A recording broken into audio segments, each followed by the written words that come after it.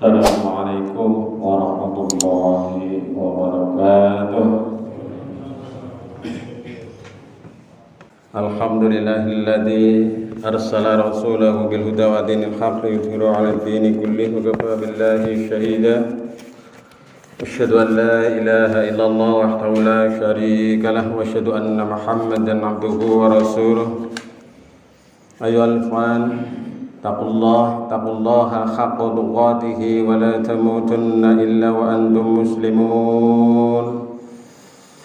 Wattaqullaha alladzi ilaihi tuhsyarun. Wa qala Rasulullah sallallahu alaihi wasallam, ittaqillaha haitsuma kunta watbi'is sayyi'atal hasanata tamhuha wa khaliqin nara bi khuluqin hasan. Wa qala ta'ala fil Qur'anil Karim, inna akramakum 'indallahi atqakum. Qala aidan wa libasut taqwa dzalika huwa khair. Wa qala aidan wa tazawwadu fa inna khairaz zadi taqwa. Sadaqallahul adzim. Amma ba'du. Jemaah yang dirahmati Allah, mudah-mudahan hari ini hari yang berbahagia, hari yang senantiasa dalam keridhaan Allah Subhanahu wa taala. Maka mari kita bersyukur pada Allah Subhanahu wa taala atas segala nikmat karunia yang diberikan Allah Subhanahu wa taala kepada kita, baik itu nikmat yang diminta ataupun nikmat yang tidak diminta, yang sedemikian banyak kita tidak dapat menghitungnya. Maka kita selaku hambanya harus senantiasa mensyukuri atas segala nikmat karunia pemberian Allah Subhanahu wa taala kepada kita. Selanjutnya yang menjadi inti khutbah kita adalah nasihat takwa, yaitu kita dengan berusaha untuk menjalankan perintah-perintah Allah dan dengan berusaha untuk meninggalkan larangan-larangan Allah Subhanahu wa taala.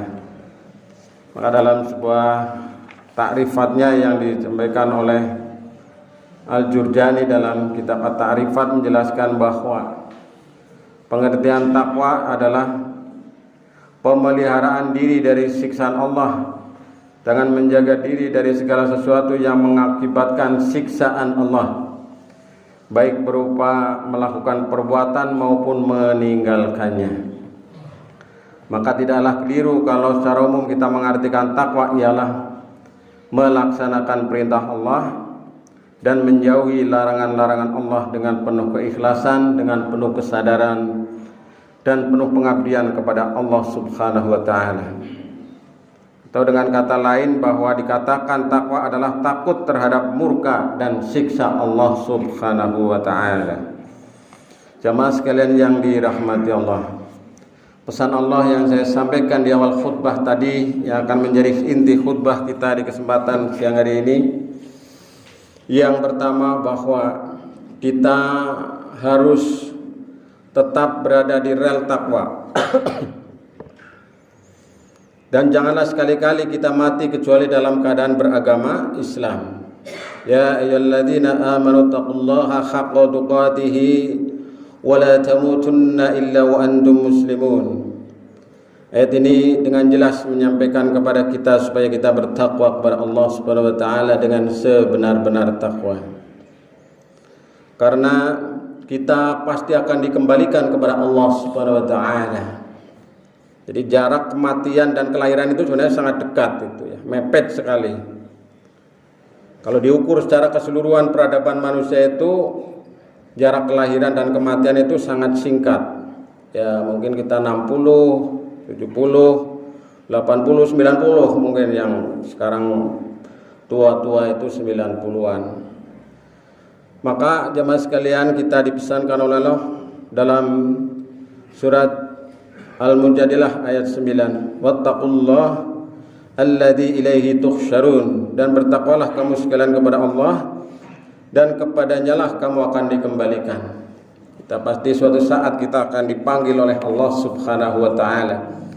Kalau kemarin kita menyolati rekan-rekan kita, saudara-saudara kita, tetangga kita, orang yang kita cintai, suatu saat kita akan disolatkan oleh saudara-saudara kita. Inna lillahi wa inna ilaihi raji'un. Maka Rasulullah sallallahu alaihi wasallam berpesan tadi dalam sebuah hadis yang diriwayatkan oleh Tirmidzi, Hakim dan dari Abu Dzar radhiyallahu anhu. Bertakwalah kamu sekalian kepada Allah dimanapun kalian berada. Susulilah keburukan dengan kebaikan. Niscaya kebaikan itu akan menghapusnya. Dan bergaullah dengan sesama manusia dengan akhlak yang bagus. Pesan Rasulullah SAW ini sangat bagus untuk kita renungkan, bahwa kita harus berusaha bertakwa di mana saja. Di masjid kita bertakwa, di luar masjid juga kita bertakwa kepada Allah Subhanahu wa taala. Jadi jangan sampai kita itu bertakwa beribadah karena formalitas saja. Ketika kita memakai baju koko, ketika kita memakai kopiah, ketika kita memakai sarung dan seterusnya sebagai simbol-simbol saja itu sebenarnya. Tapi yang lebih penting daripada itu adalah ittaqillah haitsu ma kunta. Bertakwalah kamu sekalian di mana saja berada.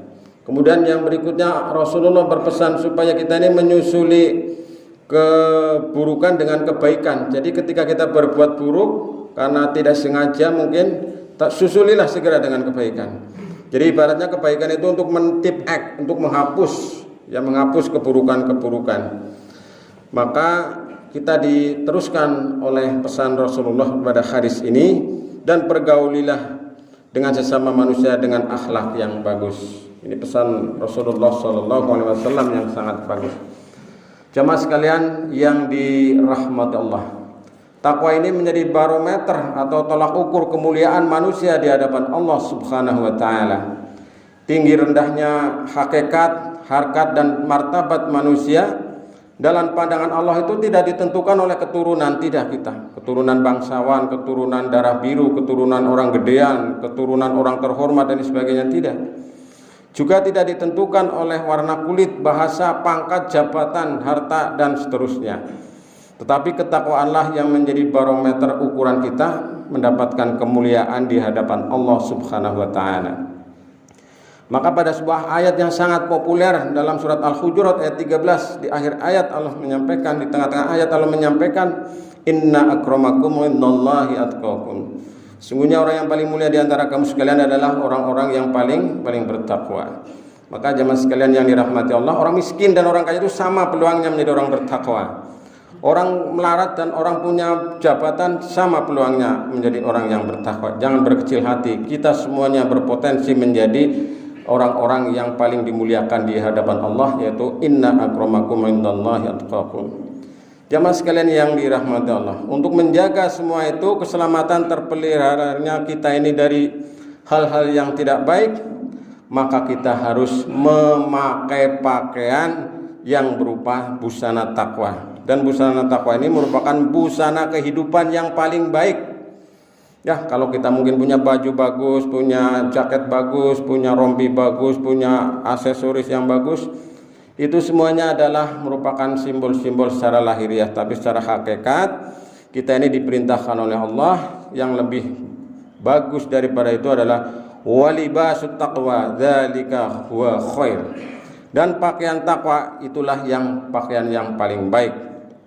Jamaah sekalian yang dirahmati Allah, kalau sudah demikian itu maka kita hendaknya berbekal takwa. Karena bekal takwa ini menurut ajaran Islam adalah merupakan bekal yang terbaik bagi setiap diri dalam mengarungi lautan kehidupan sampai dengan nanti di akhirat.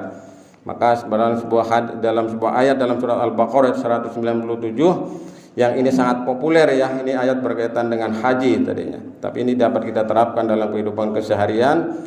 Wa tazawwadu fa inna khairaz zadi taqwa. Berbekalah kamu sekalian dan sesungguhnya sebaik-baik bekal adalah takwa. Dan bertakwalah kepadaku hai orang-orang yang berakal. Al-Quran surat Al-Baqarah ayat 197. Jamaah sekalian yang dirahmati Allah, demikianlah pentingnya takwa ini sampai-sampai setiap jumpa kita di khutbah-khutbah Jumat kita ini selalu diberi wasiat takwa, ya ittaqullah dan seterusnya oleh khotib yang mengingatkan kepada kita.